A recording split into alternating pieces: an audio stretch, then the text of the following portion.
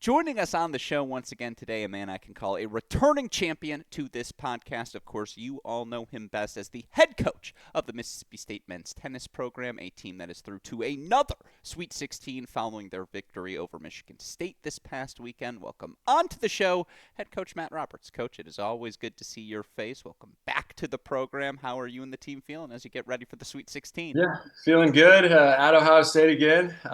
We were here last year, and we just got in last night. So we got 2 practices today and tomorrow. So ready to get on the courts and start practicing. So feeling good. No, I like to hear that. Same hotel or slightly different Same arrangements? hotel, yeah. Same.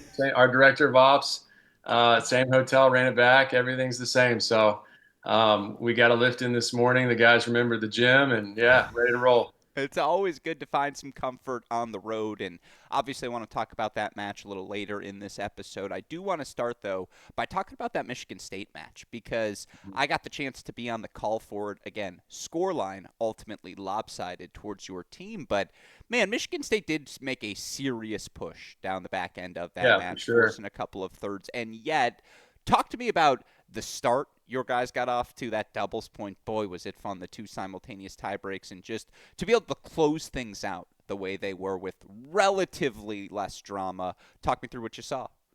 Yeah, so I was on one. I've been on one the last 2 years with Pete and Benny. So, try to pick up on a few things there, return tendencies, their serve tendencies.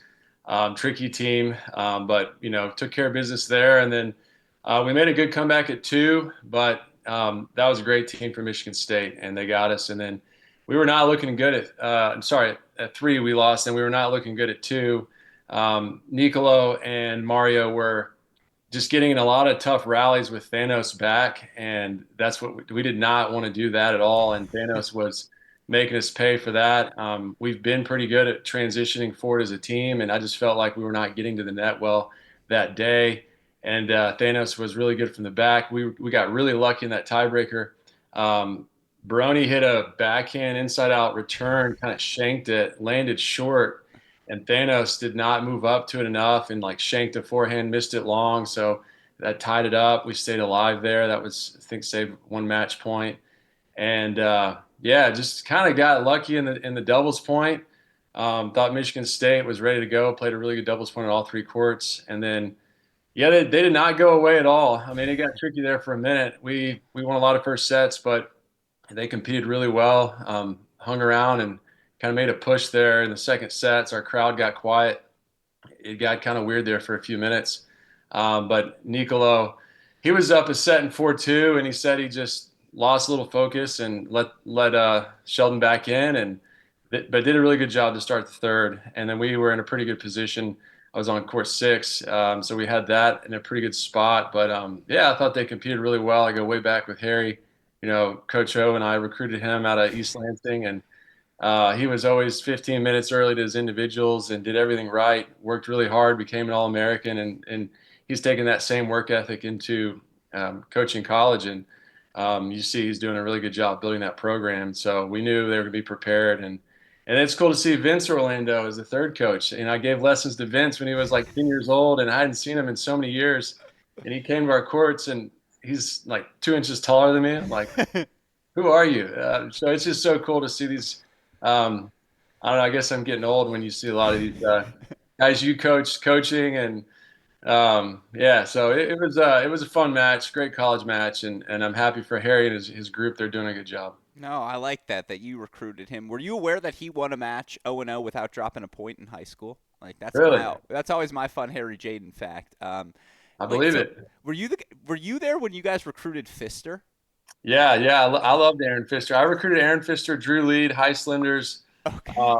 Bogotov was a Geno recruit, and Bogotov was super talented. And but yeah, I just hit the recruiting trail in the Midwest sectional tournaments, trying to get It's the 4 stars and help develop those guys. And we had a good little run there. I love it. Yeah. So, No, not to revisit history. I mean, like Aaron Fister, Michigan high school. He was a senior when I was a freshman. I remember I got to see him at a tournament. I was like, oh my god! There was my freshman year. I got to see both him and future Notre Dame All American Greg Andrews, And I was just like, oh, I got another level I gotta hit. Like you're nowhere Yeah, close, Alex. Nowhere even close. And yeah. so I appreciate you allowing me to take that stroll down memory lane. But obviously, as it relates to your team this season, you talked about the doubles there. I think you Mhm. guys have lost just 3 doubles points here this season, looking at the numbers. And something that's particularly impressed me as I've done these interviews looking at your team stats, you've been pretty firm in what 3 doubles teams you've played all season long as well. I'm not saying Mhm. injuries here and there haven't forced the occasional change, but when did you know, like, when did you start to feel that comfort level in doubles? When did you know, Yeah, okay, so I these are the mean, teams? last year it started. We had a lot of success last year with Hmm. one doubles. It started actually the year before that. Pete and Benito, we put them together because they're best friends, and I just took them and said, "All right, let's see if we can make these guys a good doubles team." And they had a good run at the All American. There's singles players learning how to play doubles. I mean, they're still picking up on things, but they've improved a lot. And then Jake had Baroni and Mario in the fall and made a really good run with them in the fall. And Brony, for a freshman, just is so competitive. He figures things out there really well. So it was like, okay, that could be a 2 or a 3 team. And we knew Novansky played with Memo last year. We knew Novansky has a pretty good ceiling in doubles, great hands. So it's like, okay, who's going to play with Mike? And with Dule being injured and out the whole fall, we figured Dule and Mike could be a great team. Let's start with them at 3 in January and see if what And having a third coach too is huge. Trevor's been amazing for us, full-time third. We had Kareem with us for a little while on and off when he was playing pro. Then he got the UCF job, but having a third coach full time like can really help you make slight adjustments in doubles. It's only to 6, but you can adjust 1 or 2 things there, and I think that's been huge for us. So just sticking with those 3 teams, um, and teaching them just basic return tendencies. They're learning how to read technique. They're learning how to see what their returner prefers and how to set up plays based off that. And so I took that same philosophy. I helped with Pete and Benny in the fall, the All American a couple years ago, and just kind of try to teach these other guys basic stuff. Whether it's are you serving volley or are you serving like to rip your first ball forehand, and then just trying to teach these guys how to get in. So we've stuck with these guys, done a lot of film review with them. Jake, Trevor have done a really good job making minor adjustments. And then, yeah, we basically do 4 doubles drills, and we just run those back every week. We compete with those. Like if you're not executing those at a high level, you might have some running. We put push-ups on the line. Whatever it is, it just keeps them focused on executing these doubles drills. And it's just been the same 4 doubles drills that we found a little success last year in those, but we added a couple this year, and we haven't changed a thing. And after we lost to NC State in doubles, we lost to Pepperdine and NC State, I was not happy where we were in doubles, so we just did even more film review and just practiced even harder, just dug in even deeper with those drills. Yeah, that's a credit to you guys, the success you've had. You mentioned film review. This is something I always find fascinating. And I don't know how much it's you versus Jake, Trevor, who's in the room with them. Are you more of a, hey, like, I'm going to point out where I disagree with the decision, or are you more of a? I'm sure it's a balance between the two, but it's got to be Yeah, fun when a player goes, "Oh my God, what was I thinking?" And you're like, "Yeah, what were you thinking?" What's that balance like? yeah. So I mean, I let Trevor and Jake coach their court. So if we're done at 1, I don't say a word to Jake or his guys. I might go over and confirm what they're doing well or say good job, but I'm letting Jake communicate. I'm letting Trevor communicate because they know better than I do on what's going on, and they are really in tune with their guys, skill sets and what they're trying to do that day. Sometime like earlier in the year in the spring, we would do film review together, and I might add a couple ideas. But Trevor made a good adjustment with Mike's service games on his own, like, and I totally agreed with what he did there. um, I kind of encouraged Nicolo and Mario to get to the net a little more, Hmm. where Jake didn't maybe trust in their volleys as much initially because they're not traditional doubles guys. But with the drills we do, we force the guys to move forward. We found ways to get them to get to the net together, and that was something through film review we saw the potential, and then Jake has really helped execute that in the matches. Yeah, no, you're certainly seeing that. And speaking of execution, Benito, junior year for him, he goes 15-2 at the top spot. And in an SEC where I don't have to tell you, every week you're seeing someone good up there. Mm-hmm. Not that he wasn't good in his previous 2 seasons, but to take this next leap forward, what do you Yeah. think's allowed that? So he's always been talented. He played five for us the last couple of years. Mm-hmm. But the thing that would get in the way for his success was just his negative mind frame. He would play a point the way he didn't want to play it, and he would let that hang around too much. So I was at NCAA's last year. We were there for doubles, and Pete was in singles, and we were playing a practice set with Josh from South Carolina and his guys. And I love talking to Josh about different philosophies or what are you telling your guys or what's working for you guys. And he said, I give my guys 3 seconds and they have to move on to the next point. And I said, I like that. And, we talk about routines all the time, having, whether it's your strings, towel, et cetera, to reset. But 3 seconds was something that I took right into a practice set that day with Benito versus OU's.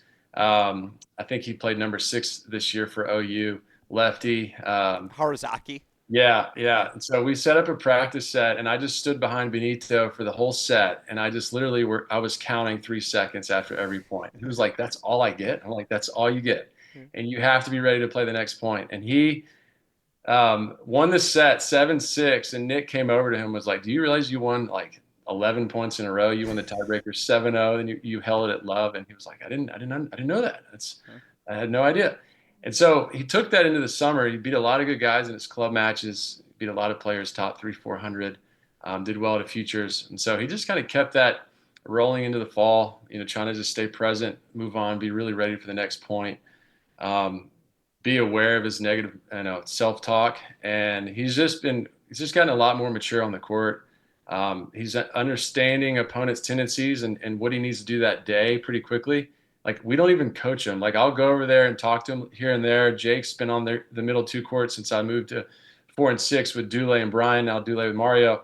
But we just let Benny figure it out. Like, the more information we give him, the more he can kind of overthink. So we just let him play. Might come over here and there to check in with him, but he's doing his thing. Yeah, no, he's had a heck of a season, and this group is fascinating to me because you do have some familiar faces, right? Like, obviously Pete, Benito, the Deuce. Like, those are names we've known for a little bit while surrounding Mississippi State tennis. And yet on the other side, Navansky's been around now a couple years. A bunch of new faces as well. Has it felt at times like you're coaching two different teams? Like, how's it been? What's it been like for you to balance that? Well, so Mario was a perfect fit. When he went in the portal, we recruited him before he went to Troy. So he was like on the edge of, like, I was over in Barcelona. I went to a PTT and I almost went to go see him, but he was like a 12-1 UTR. I was like, this kid's got the character. I just couldn't make the trip. Does well at Troy, goes in the portal. We were lucky enough to get him, and then it just felt like a fit right away. And then Nicola Baroni, perfect fit for our culture. So that's, as a freshman, I feel like he's a junior. I feel like he's been here already a couple of years. They do extra all the time. We actually have to tell them to take it easy and, like, enjoy your off day. I mean, they work so hard. And then Brian was the wild card, So I saw Brian um, at a tournament this summer in Europe, and I'm like, wow, this guy's got a lot of upside. Big serve, big game, a little all over the place mentally, but I think we can help him with that. And then we saw him at the U.S. Open, and it was one of those, like, he's either going to make it or he's not. He's either going to figure it out here or he's not. In the first couple of weeks, he's late. He's wearing the wrong practice uniform.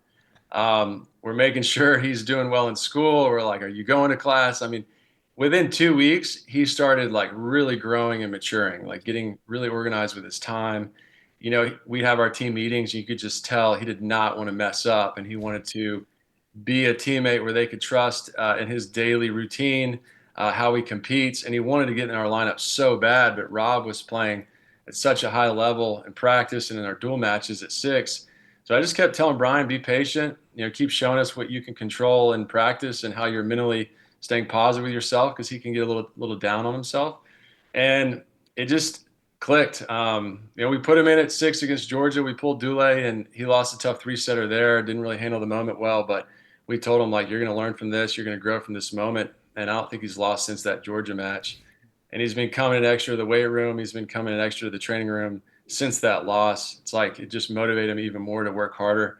He's lost 12 pounds of fat and gained 6 pounds of muscle, the DEXA scan said a few weeks ago. So, I mean, Brian's just turned into a dog, man. It's been so cool to see his maturation and growth with this group around him. I'm trying to think what I would have to do to lose. Well, really, just the gaining 6 pounds of muscle. I don't. I Yes. think that window might be closed me. That's Yeah. particularly Not easy. impressive. Yeah, and so no, it's a testament to again this group. The big number I see, and I may have said this a bunch of times. I'm sure over the years to different coaches. I do mean this sincerely when I say it to you. 19-1 at home. Like people don't realize how tough it is to try and go into Starkville and get a win. And dare I say, said with love, don't swear at me. It's why that NC State win in kickoff weekend, that's when I knew right away, like, oh, okay, this NC State team, they're going to be Yeah. good to get a win like that. 19-1, another year. To what do you credit the home court advantage? How have you gone about building that in your tenure? Yeah, I mean, I think our fans come out. We have a very active booster club that we've been able to build the last like 5 years. We let them play on our courts monthly. We call them hidden giggles, where we let them play with our guys and girls like a few times a semester. We offer food for the fans at our matches, a lot of emails we send out. So, I mean, that's a start. And then trying to get the students engaged and just the community engaged. And so we average a good crew that come out to our matches, and then just being able to the guys getting to know some of the fans, and then getting the fans to interact during the matches and not just sit there and be quiet, but getting involved in the cheers, them learning when it's okay to scream and support. So that helps. But yeah, I think just being on a familiar court too, I feel like this year in the SEC, it was so hard to win on the road. The stats were crazy on, the home court advantage. And I don't know if that was, because the SEC was a bit weaker this year, so it was just a little harder to win on the road. But it it definitely seemed like it was tougher to win on the road, and yeah, but yeah, our fans come out, and that helps a lot for sure. No, the post match tradition. It was fun to watch the guys win, and then they're like, all right, but we got to sprint to the stairs. Like, we'll celebrate Yeah, amongst ourselves in a moment, but we know we got to give some high yeah, they fives on the love way. greeting the fans after the match, talking with them, and we did like an autograph signing after that match, so they lined them up and signed some posters. So the guys were loving it. No, it's really impressive. And by the way, you mentioned the SEC of it all. I also wonder, and I'm curious if this is your hypothesis, all the travel this season. Obviously, your conference made the decision that we're going to play everyone. And that meant right after, again, or right at the end of February, 2 months of just Hmm. weekend after weekend grinds. With a year of retrospect, what do you think about that decision? What was the travel like this season? Yeah, I think this year it fell. Men's side was on Thursday, Saturday matches, and the women were Friday, Sunday. We go to Friday, Sunday next year, so that's obviously going to help have a little bit more of a balanced schedule. But Thursday, Saturdays are tough, especially if it's a split weekend. So we were at Texas, and then we had to come back home to play OU, and that was kind of a tricky weekend. Um, yeah, I think it's been good playing everyone. I think we're going to revisit that as a conference and see if it makes the most sense, because you do miss bringing in some outside points in and some outside wins in for, especially if you're second half of the SEC.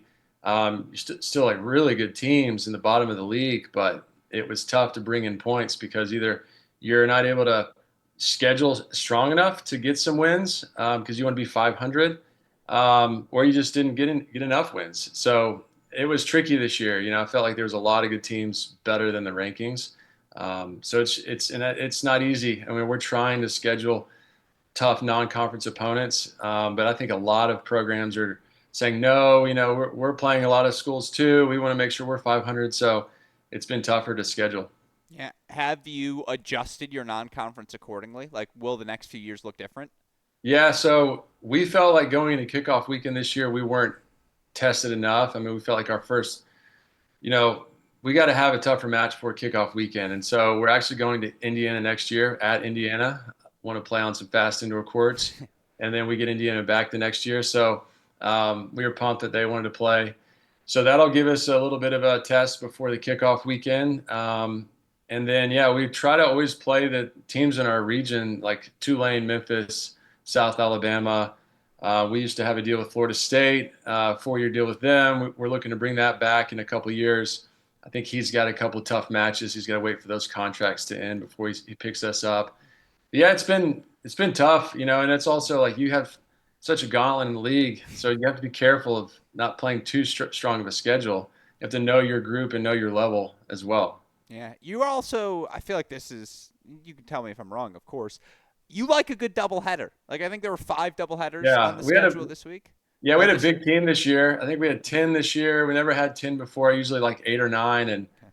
we were trying to figure out who's going to be our six and how's Brian going to develop. And we got Novansky can play some really good singles, and Rob, Rade. I mean, it was one of those we had to play double headers just to get reps and also see where our bottom half lineup was. And um, we enjoy them. We're in shape. We like to play a lot. So. Yeah. Is that something you'll keep doing? Like as you mentioned, this year there was an out of necessity. Like is that something you think Yeah. you'll keep doing moving forward?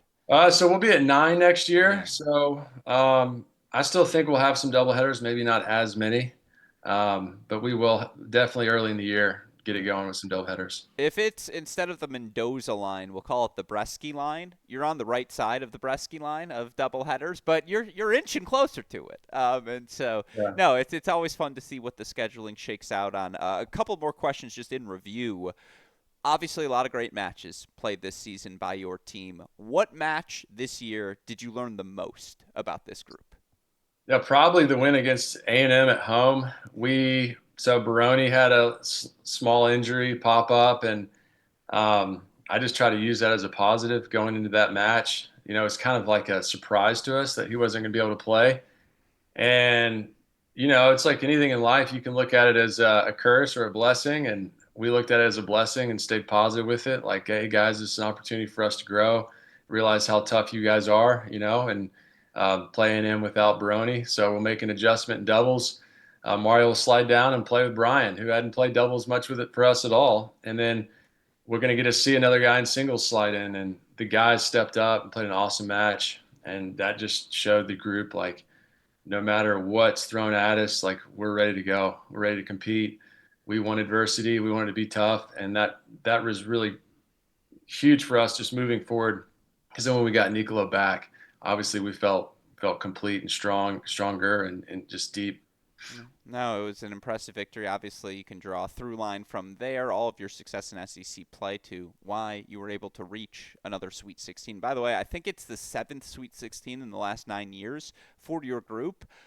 I don't mean to talk ill of any other Mississippi State athletic program, but I can't imagine a lot of the teams in the department like are making 7 out of 9 Sweet 16. Do you guys have that sort of clout like around Starkville? Do people know?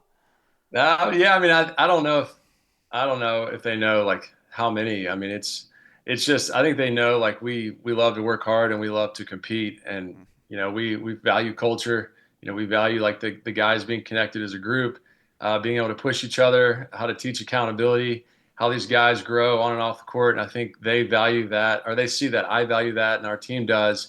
And so I think that can spread around other teams. Like at the end of the day, we want to win, but there's a lot more to it than just winning.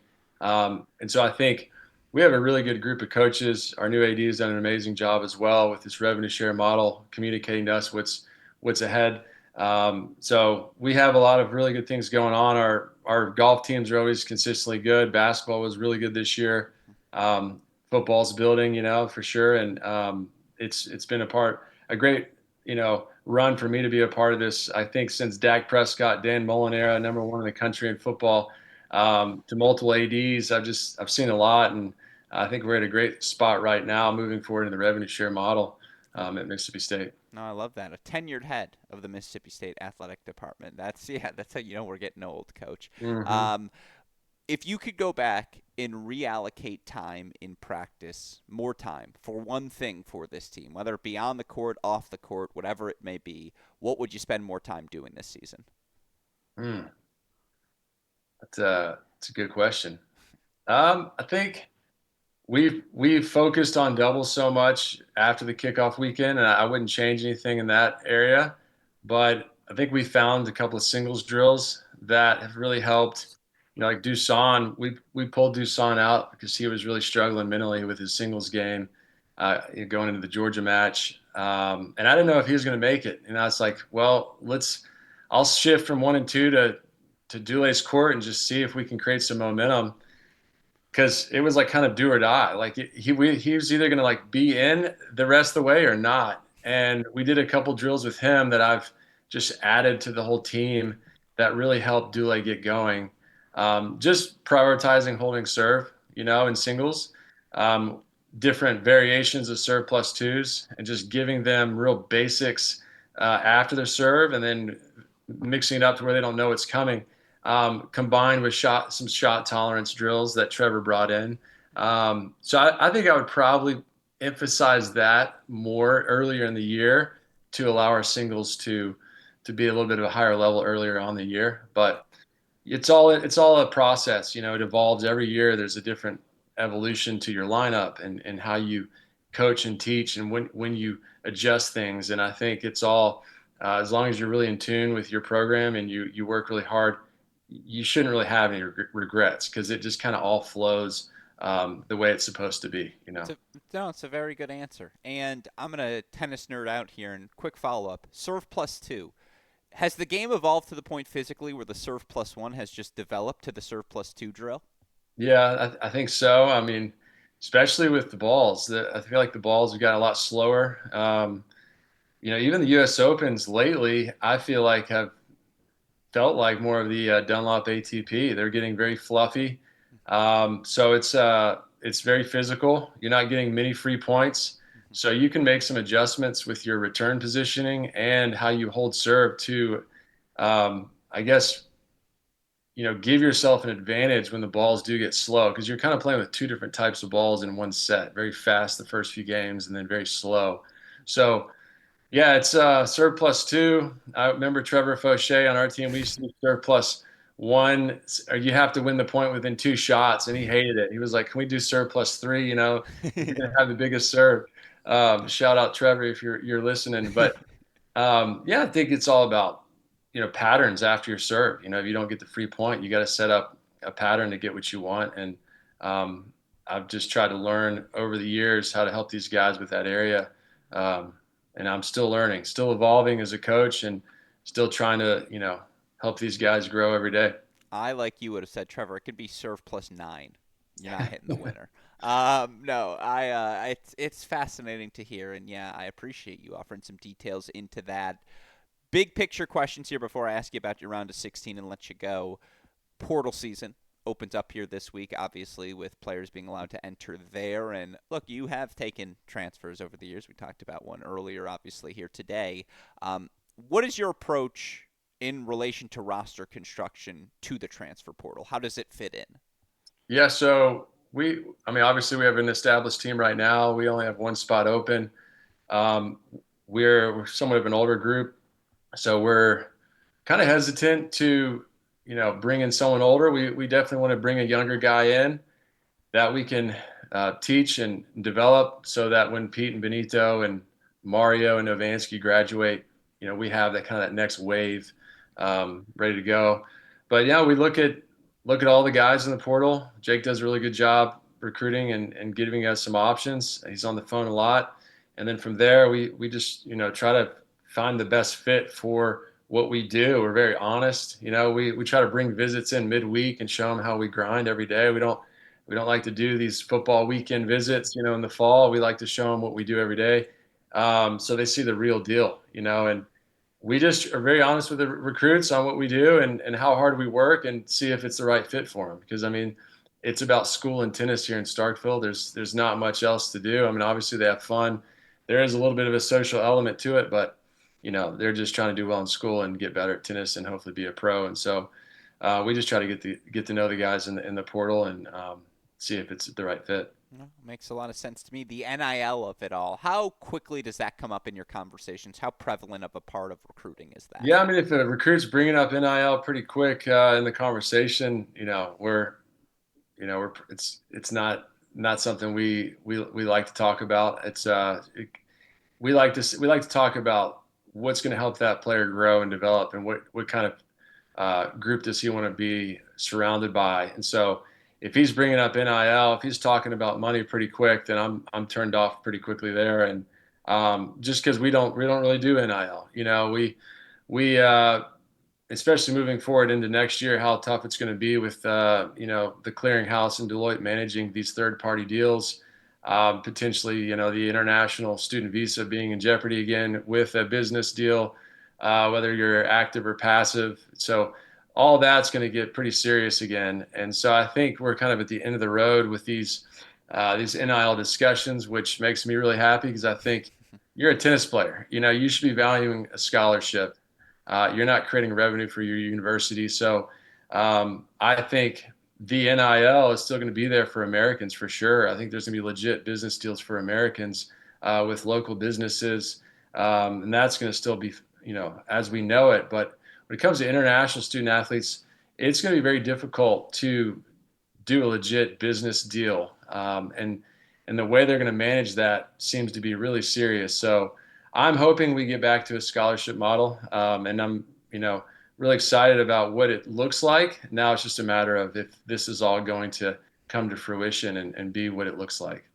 It's going to be a fascinating next decade. Even if the House settlement is finalized and even if new regulations come out, it's going to take 10 years till we have firm interpretations of those rules. And so, now I appreciate your Mhm. insight here today. My last two questions for you. I'm going to ask you to put on the pundit hat here for a moment. I know you're locked in on your matchup, and I promise that'll be my final question. The battle with Ohio State, Saturday, noon Eastern time. But if you were able to nerd out on any of our other round of 16 matches, South Carolina Stanford, TCU UCF, Virginia Arizona, USC UCLA, NC State Columbia, A&M Wake Forest, Texas Tennessee, which would you pick and why?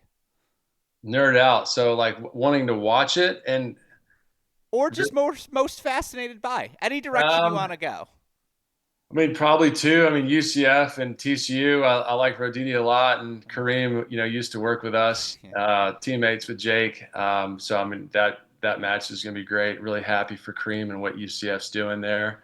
And then yeah, NC State and Columbia. I support NC State. Obviously, they came in and beat us at our place. I think Kyle's doing a great job there. Like the way his guys compete, and I think they lost to Columbia in the regular season, so they didn't get the 8, right? So they're the 9 at Columbia, so that's a popcorn match for sure. I'd love to see NC State do it. Yeah.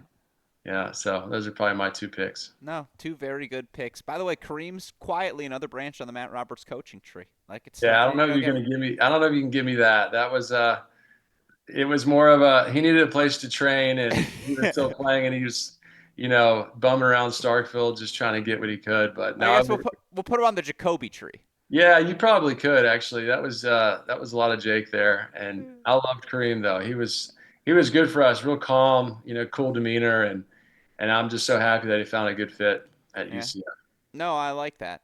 Again, certainly, I told Chris Halliors it'll be our summer project. I'm just gonna turn his website into the archive, and we'll have to do the expansive coaching trees. We'll see if we'll ask the committee if it Yeah, qualifies or not. My last question for you, obviously, it's an Ohio State team you know well, as you mentioned, back in Columbus as you were last season.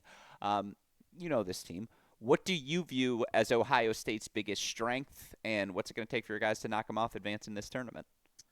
yeah. I mean, I think they're good in every spot, and it's also tricky because you really don't know what you're going to get 4 through 6. He's always done a good job with kind of keeping you on your toes on keeping a guy in or pulling a guy, and so we just have to be ready to go and get some good practice on their courts. But yeah, I respect Ty a lot. He's done an amazing job since I was a player. I remember when I was at Arkansas, we went up and played him, and at their old indoor facility. It was actually my last college tennis match was losing to Ohio State. We beat Michigan first round, then lost to Ohio State. So, yeah, I got a lot of respect for the Buckeyes. They compete so well. They're tough on every court. They're going to have a good crowd. So, just trying to focus on practice right now and get in what we need today and take it one day at a time. Yeah, well, again, certainly it is a very exciting matchup. I know all of us are looking forward to being able to broadcast it here at the Cracked Racket side of things. And yeah, again, it is always a pleasure to get the chance to chat with you. Head coach Matt Roberts, thank you for taking the time. Obviously, wishing you and Mississippi State luck this weekend, and always appreciate the opportunity to chat. Thanks for having me. Appreciate it. Record